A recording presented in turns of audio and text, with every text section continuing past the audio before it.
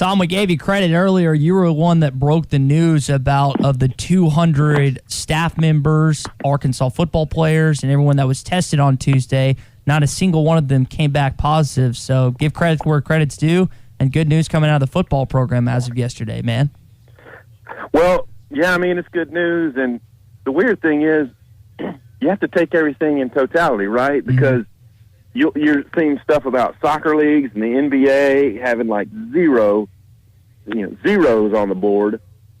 But then some of the state numbers and some of the deaths are climbing. And the ACC, actually got a little bit of a jump on the SEC yesterday. So who knows what will come out of it. But it's just good news for the Razorbacks that, what they're doing, their own kind of bubble at the Fred Smith Center is working. And when you're talking about just the ACC coming out with their philosophy, for those who haven't heard, the ACC has gone with a 10-game conference schedule and 1-game non-conference schedule. What does that do to the percentages of Arkansas playing Notre Dame in South Bend later this season, Tom? Well, it might decrease them slightly, but I think that for Notre Dame,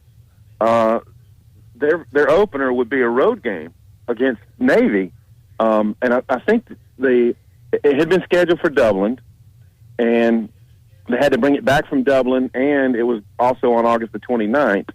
But the historic element of that is I think it's the first time that they would have been playing Navy in Annapolis. I could be wrong there, but so there's an historic value to it. But that game is scheduled before the ACC's plan to start playing games, which is the following week. So, in my view, having Arkansas come in, and I suspect the payout for that would be relatively minimal. Quite often in the home and homes, there's either no payment at all because the other team's going to come back and return the game, or you give them kind of just enough to handle their flight and their lodging, $300,000 or something like that. So I think that the Arkansas game plays more into the schedule that they have planned, and also it's an SEC team, so it's a big name team, but it's a team that's down right now. I mean, they might be trickling upward this year, but for right now, Notre Dame has struggled with the SEC in recent years, so they might see that one as more appealing to them. And who knows? It's all tentative. I mean, they could play. They could come out tomorrow and say, "Yeah, we're going to play this Arkansas game," but that might change before the season actually starts. Yeah, let's be honest. Right now, Navy's a better football program. I mean, in a snapshot. I mean, we hate to say that, but it's just the truth. I mean, from a metric standpoint, strength of schedule, RPI, FPI, all those. Navy would be a better win, I mean, based on what's happened recently, right? Well, yeah, which would also mean they might be a tougher opponent, too. Right. And it would be a road game. So, I don't know. They have to juggle their schedule, obviously, for them to be able to play Navy.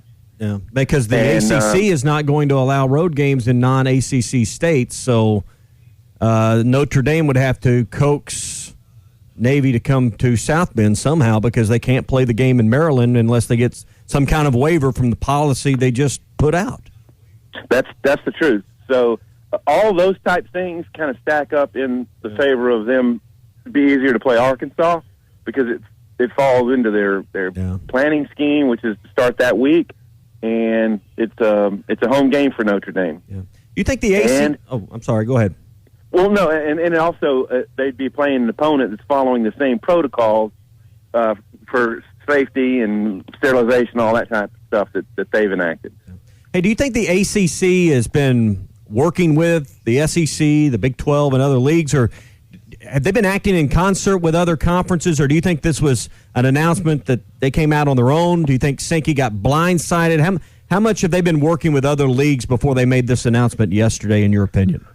Well, my take is that the conference commissioners have been in constant contact because this is bigger than conference rivalries. This is the future of our sport for this season and all that. So I'm certain that Mr. Swafford and Greg Sankey have stayed in contact with each other. Now, did the ACC give a heads up? Hey, we think we're going to put our schedule plan out there. They might have. Certainly, the Big Ten gave no heads up to anybody. It seemed not their non-conference opponents, not the other conference commissioners. Now, the Pac-12. Here's the thing. Greg Sankey made it a point to mention that he had gotten a call from Larry Scott, the Pac-12 commissioner, because there were a couple of games that involved their teams. And the inference being the Big Ten told us nothing. So I would think that they probably gave him a heads up. Now, this does put the SEC under the gun a little bit, because if the SI.com report from Ross Dellinger yesterday is accurate, which would be the SEC's planning for a 10-game conference schedule, then those big-time games between the SEC East teams, Georgia and Florida and South Carolina and Kentucky, against ACC opponents, wouldn't fall into that unless the SEC is going to play less than 10 games and allow a non-conference game or two. So, as Dellinger did in his reporting, he said the situation is very fluid. So the presidents and chancellors will meet and talk today. I had been given some indications that an announcement, a hard, fast announcement, would not come until next week. But if what Sankey and the chancellor and presidents talk about today reaches some kind of resolution or some kind of conclusion, then they might have an announcement before the end of the week. But I'd say the odds are slightly more in favor of waiting until next week, because I believe, I think that's the direction the Big 12 is headed as well. Talking with Tom Murphy here on the Morning Rush. Tom, on that subject of playing SEC-only games, if Dellinger's report is correct, and that's what the SEC decides to do, what do you think Arkansas could do in terms of record this upcoming season? I'm sorry, Ty, what was that? So if you look at this season, if Arkansas was to play SEC-only games, what do you think, just top of your head, top of your guess, early on, what do you think they'd finish by season's end as far as record goes? Well, and then this is pure speculation as well, but if they did that, then the thought would be they would add the next two teams coming up in their rotation. And I think for the Razorbacks, that's Georgia and South Carolina. Okay, Georgia doesn't look like a easy victory at this point. South Carolina, I think 4-8 last year. Arkansas would have a chance. I told y'all on Tuesday, or it may have been last Thursday, that I didn't think they'd go over. If they let's just say they played an 8-game schedule, I did not think they'd go over. Mm-hmm. And so if you add two to it, and it's Georgia and South Carolina, I'm not sure which game would be at home, which would be on the road, but I think they'd have a decent chance to beat South Carolina. And then again, between Ole Miss and Mississippi State, both new coaches, Missouri, new coach, I think they'd have a chance there. And as I've mentioned, the A&M game has been a toss-up almost every season for the last about 8 years. I say Arkansas would win at least 3 out of that. And if you look at these SEC East teams that they have a chance to schedule, whether it's Vanderbilt, whether it's South Carolina, whether it's Kentucky, and not that Arkansas gets the choice, Tom, who would you like to see on Arkansas' schedule that you think would be more favorable for them to get an SEC win? Well, clearly Vanderbilt, although they had them at home 2 years ago and did get it done in a shootout type game. They couldn't stop Keyshawn Vaughn in that one. Vanderbilt just had a good offensive game plan in that game. But if you're looking for it in terms of victories, then yeah, a Vanderbilt. But for me, it would be if in a perfect world they go for one of those to a road game. I wouldn't mind it being Georgia. Get to see some family. Or Vanderbilt, because the Razorbacks haven't played there, I don't think, since 2011. And that was one of maybe the best Petrino team. And they had to squeak one out. I mean, if not for a fumble from their top back, and I forgot that guy's name, Jerry Franklin returned it for a touchdown. Arkansas might not win that game. And then Vandy has a clear almost chip shot field goal at the end for the tie, and they miss it.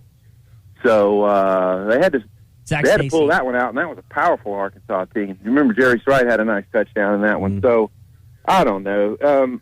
Any SEC game they're going to have its difficulties, and I hope they build in at least 2 open dates if that's the route they take. Yeah. Because playing SEC teams week after week after week takes its toll. And I also think that given the format we're dealing with here, the way they're going to do camps and all that, the likelihood for injury probably trickles up a little bit. Yeah, I think you build in 3. I mean, I know the ACC is planned to start, which would have been week 2, which would have been the same week Arkansas plays Notre Dame. Maybe you think about starting that late. They're going to play their ACC championship game perhaps as late as December 19th.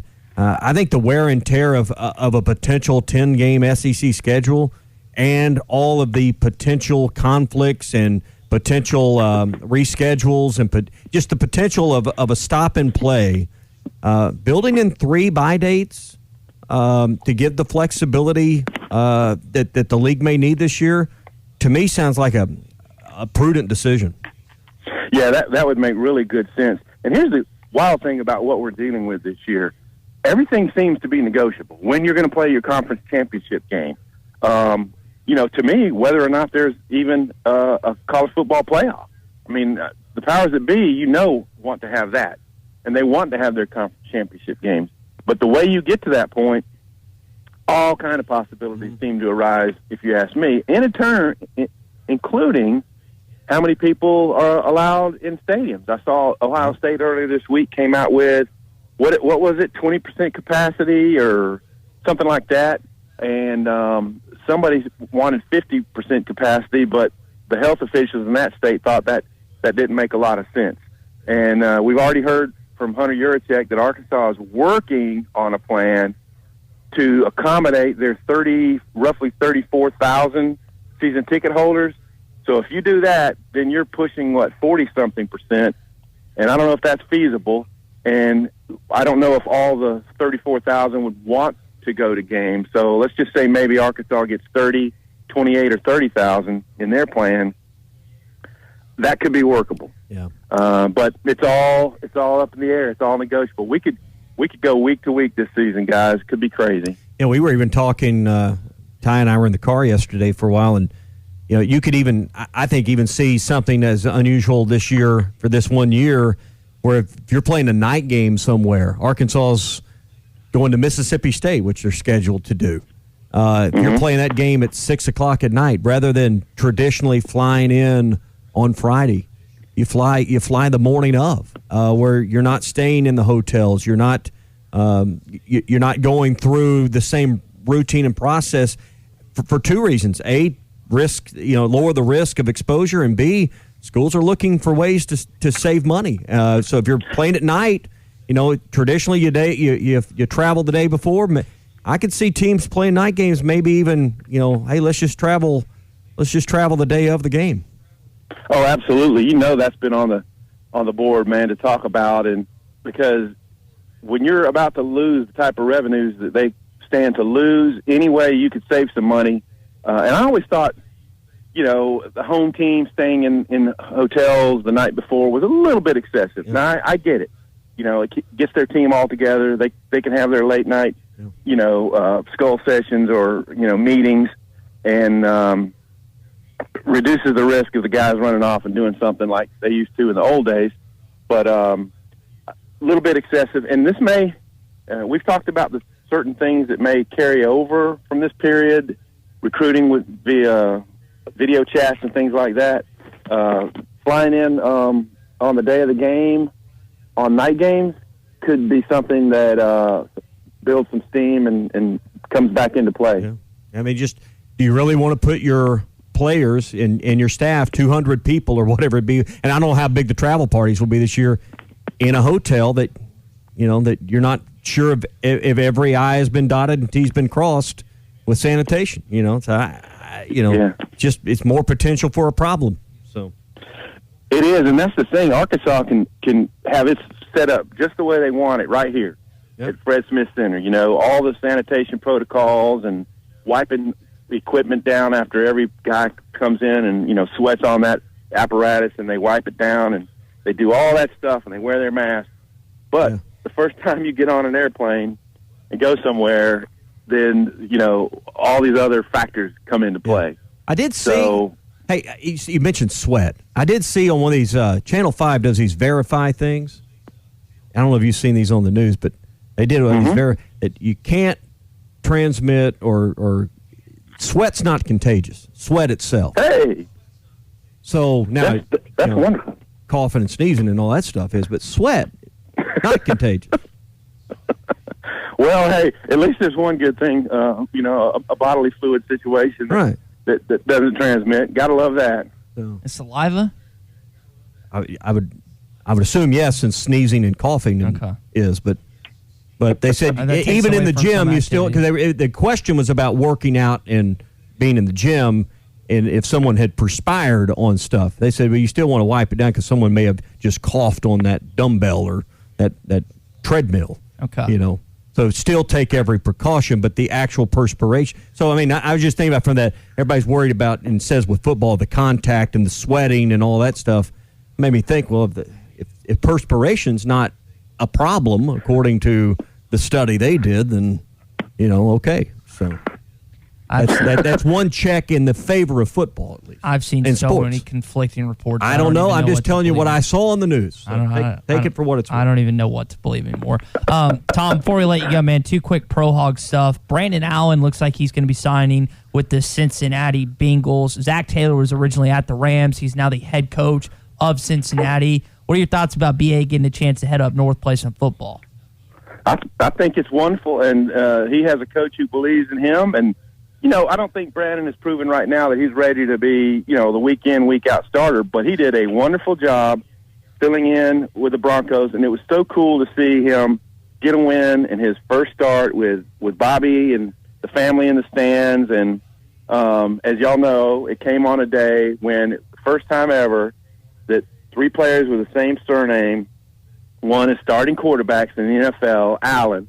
So I guess it was former A&M quarterback Kyle and then the kid Josh at Buffalo and Brandon Allen all won on the same Sunday in the NFL. So that was really cool. And, you know, Brandon's just got a good head on his shoulders.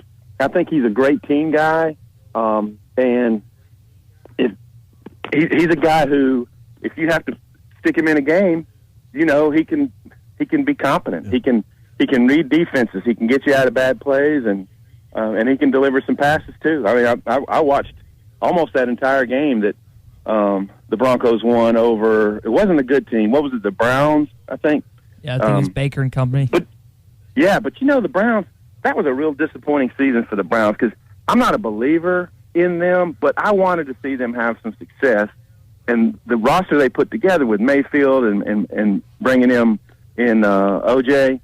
I just wanted to see them have better success, and so Beckham. Yeah. So, hey, real quick before you go, percentage chance in your opinion we start college football? Do we start it on time or just start? How confident are you that we're going to now start college football with the recent announcements, schedules coming out? How confident are you we're going to have college football now? Yeah, I'm in the 70s. I'm 77% sure there's going to be some college football this year. Maybe even higher than that. How about you? Okay. I'm fairly confident. Maybe not quite that. I'm more 65%. All right. Well, hey, man, even if it's just conference, even if it's conference plus one, I'd just like to see it. And then after that, if the determination's made and we're going full steam ahead and people get through camps in good shape, there's still to be determined how much media goes into these games because you can't have a full press box, right? Yeah. So looking forward to seeing how that all shakes out. Yeah, I wonder if they're going to limit. Hopefully, they won't just limit the ages on that, Tom. That would be aggravating or whatever. But we'll close you down there, man. Appreciate you hopping on as always. You have yourself a good weekend, and hopefully, we'll get some news out of the SEC office either today, tomorrow, or later next week. Sounds great, man. We'll talk about it then. See ya. All right, later, bud. As always, appreciate Tom popping on with us.